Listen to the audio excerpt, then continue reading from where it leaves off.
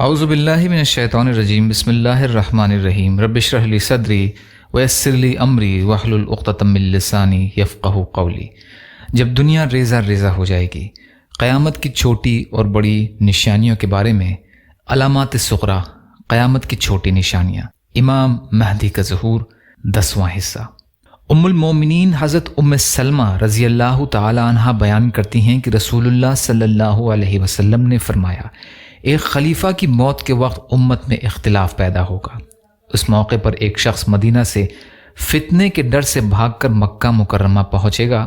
مکہ کے کچھ لوگ اس کے پاس آئیں گے، وہ اسے گھر سے نکلنے کو کہیں گے، مگر وہ عمارت کو ناپسند کرے گا۔ لوگ حجر اسود اور مقام ابراہیم کے درمیان اس کی بیعت کریں گے۔ اس کے خلاف لڑنے کے لیے اہل شام کی طرف سے ایک لشکر بھیجا جائے گا۔ وہ لشکر جب مکہ اور مدینہ کے درمیان ایک صحرا میں ہوگا تو اسے زمین میں دھسا دیا جائے گا۔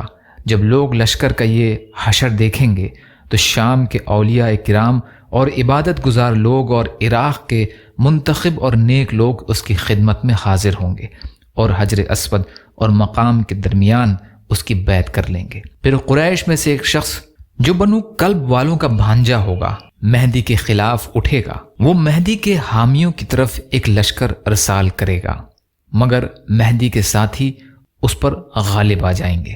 یہ بنو کلب کا لشکر ہوگا۔ جو شخص بھی بنو کلب کے اموال غنیمت کی تقسیم کے وقت حاضر نہ ہوگا وہ خسارے میں رہے گا۔ وہ مہدی مال تقسیم کرے گا اور لوگوں کے ساتھ اپنے نبی صلی اللہ علیہ وسلم کی سنت کے مطابق معاملہ کرے گا۔ اس دوران اسلام زمین میں مضبوطی اور استقرار حاصل کرے گا۔ اس کی حکومت 7 برس رہے گی، پھر وہ وفات پا جائے گا اور مسلمان اس کی نماز جنازہ ادا کریں گے، اور ایک روایت کے مطابق وہ 9 سال تک رہے گا۔ مہدی کے بارے میں احادیث ثابت ہیں، ان میں کسی قسم کا کوئی شک اور شبہ نہیں ہے۔ ان حدیث کو روایت کرنے والے صحابہ کی تعداد تمام ہے۔ ائمہ حدیث اور مصنفین نے ان کو اپنی سنن اور مسند میں ذکر کیا ہے۔ علماء نے ان روایت سے استدلال کیا ہے، حتیٰ کہ عقائد اہل سنہ میں ظہور مہدی کا عقیدہ ایک متفق علیہ امر بن گیا ہے۔ ائمہ احادیث کی ایک جماعت نے امام مہدی کے متعلق حدیث کے بارے میں ذکر کیا ہے کہ یہ متواتر ہیں، جیسا کہ علامہ سفرینی نے لوامی الانوار البہیہ میں، امام شوکانی نے الاضحاء علی اشراط الساعہ میں، اور نواب صدیق حسن خان نے الاضحاء صفحہ 115 میں ذکر کیا ہے۔ یہ حدیث سنن ابی داؤد کی ہے۔ مہدی ہونے کے دعوے داروں پر ایک نظر۔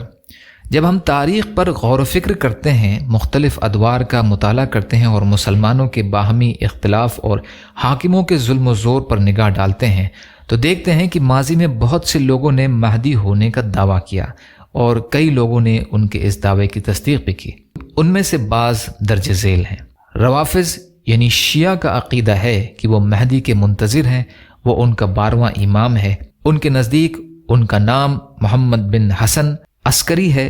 شیعہ کہتے ہیں کہ وہ حسن ابن علی رضی اللہ تعالی عنہ کی اولاد سے نہیں ہیں، بلکہ حسین ابن علی رضی اللہ تعالی عنہ کی اولاد سے ہیں۔ ان کا عقیدہ یہ ہے کہ امام 1000 برس سے زیادہ عرصہ قبل سن 260 ہجری میں سمرہ کے ایک غار میں داخل ہوئے تھے۔